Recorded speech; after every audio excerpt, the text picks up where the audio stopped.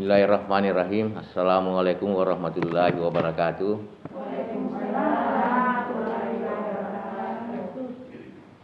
Yang saya hormati Ibu Kepala Sekolah, yang saya hormati Bapak-bapak, Ibu-ibu para pendidik, para tenaga kependidikan. Alhamdulillah pada pagi hari ini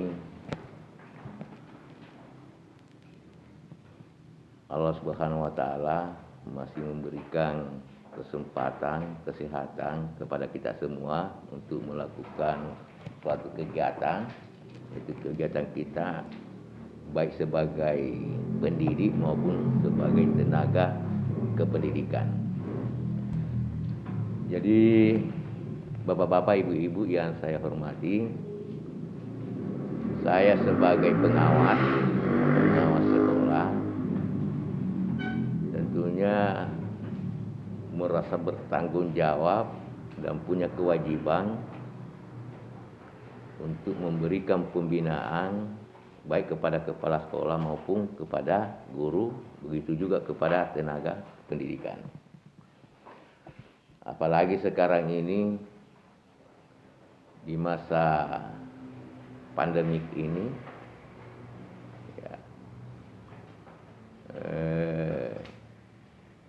kalau kita tidak, artinya saya selaku pengawas, kalau tidak melakukan kewajiban saya untuk memantau sekolah-sekolah binaan saya, kayaknya banyak kekurangan-kekurangan di dalamnya.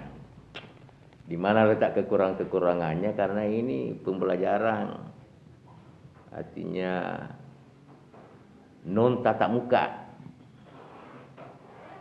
Jadi bisa saja nanti itu banyak guru-guru ya mungkin tidak melakukan pembelajaran dengan bagus, tidak memberikan tugas dengan bagus. Oleh karena itu, sebagai kepala sekolah, saya juga sebagai pengawas harus memantau secara terus-menerus itu. Jadi salah satu strategi saya atau metode saya untuk mengetahui bahwa apakah guru ini melakukan kegiatan pembelajaran baik secara daring maupun secara luring, tentunya saya mau melihat, mewawancarai, melihat administrasinya berdasarkan instrumen yang pernah saya berikan. Jadi instrumen itu kan bulan 2 saya sudah share di grup bahwa inilah yang saya gunakan nanti di bulan 3 untuk melihat administrasinya sambil mewawancarai.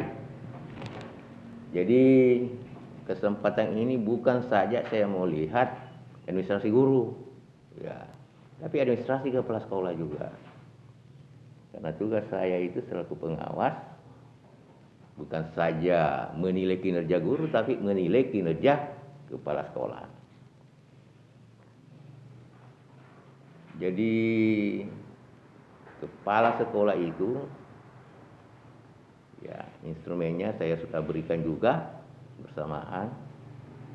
Kan kepala sekolah itu secara garis besarnya ada 3 komponen tugasnya itu, yaitu manajerial, pengembangan kewirausahaan, dan supervisi. Jadi yang ketiga ini, memang kepala sekolah itu harus melakukan supervisi kepada guru-guru. Kalau kita bercerita tentang supervisi, sesungguhnya itu luas. Menandatangani saja administrasi guru itu sesungguhnya sudah melakukan supervisi. Mengarahkan sudah melakukan supervisi. Jadi kalau kita bercerita tentang supervisi, jangan hanya misalnya kalau kita melihat guru sedang mengajar, baru kita mengatakan melakukan supervisi. Bukan itu. Diarahkan, dimotivasi, itu termasuk melakukan supervisi. Memberikan pembinaan baik secara langsung maupun tidak langsung. Jadi bapak-bapak, ibu-ibu yang saya hormati, ini karena sudah beberapa sekolah yang saya datangi, ada juga guru yang tidak sempat hadir, ya. Dan saya sampaikan kepada kepala sekolahnya bahwa yang tidak hadir itu tetap saya mau nilai administrasinya, ya. Tetap saya mau nilai administrasinya. Jadi ingat ibu kepala sekolah, karena di sini saya lihat masih ada guru yang belum sempat datang. Jadi harus membawa administrasinya di mana nanti saya berada kalau saya melakukan supervisi, karena baru 4 sekolah yang saya supervisi, berarti tinggal 8 karena 12 sekolah binaan saya. Tidak usah ke rumah. Ya, misalnya kalau saya ke Lompu, ya di Lompu dibawa. Begitu. Jadi saya tidak mau bahwa ada guru yang tidak sempat saya lihat administrasinya, ya, apalagi namanya guru yang sudah ya sertifikasi semuanya, ya. Guru agama juga. Kenapa guru agama saya harus lihat? Saya tahu guru agama itu kan jarang pengawasnya datang. Ya, kenapa ya guru agama itu jarang pengawasnya? Karena banyaknya sekolah di Kabupaten Bone, banyak juga madrasah, pengawasnya kurang. Ya. Jadi kadang itu pengawas agama si tahu belum tentu datang. Ya. Jadi saya ini selaku pengawas pembina,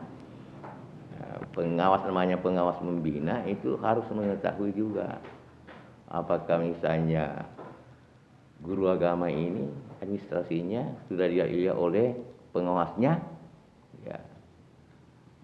Karena itu adalah tanggung jawab juga, itu tanggung jawab saya, lebih-lebih tanggung jawab sebagai kepala sekolah. Justru itu kepala sekolah itu harus selalu melakukan supervisi. Jadi pada kesempatan ini semuanya saya mau lihat administrasinya. Jadi bapak-bapak, ibu-ibu yang saya hormati, sesungguhnya kalau kita bercerita tentang supervisi ini, ya, seorang pengawas melakukan supervisi, sebenarnya itu kalau kita melakukan terus-menerus itu, motivasi kerja guru itu semakin meningkat, ya pasti meningkat itu. Dibandingkan tidak pernah dilihat-lihat, tidak pernah dibina-bina, kan begitu kan? Ya. Jadi mungkin ada guru di sekolah yang lain, kalau tidak pernah misalnya dijanji sama pengawasnya untuk disupervisi, untuk didatangi, ya mungkin hanya tidur itu, nyenyak itu. Ya. Nah, coba bayangkan ini ketika ada saya punya jadwal bahwa saya akan melakukan supervisi, kan semuanya bergerak. Begitu bapak-bapak ibu. Dan kenapa ini harus kita lakukan, dan ini merupakan memang tugas saya. Ya, dan saya harus memastikan di bawah apakah betul-betul guru itu melaksanakan tugasnya di masa ini. Apakah administrasi guru nanti itu betul-betul ada. Ya. Apalagi di dalam penentuan kenaikan kelas nanti, di dalam penentuan kelulusan. Siapa tahu nanti itu memberikan angka itu gak gampang. Dulu ke bawah tulis saja, ya. Tapi prosesnya bagaimana? Nah, justru itu saya mau lihat prosesnya sebentar ini. Barangkali itulah yang perlu saya sampaikan kepada bapak-bapak, ibu-ibu. Jadi yang pertama-tama dulu saya mau nilai adalah guru. Setelah selesai guru, baru kepala sekolah.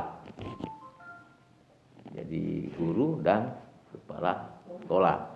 Jadi ada link itu, ada link yang saya kirim.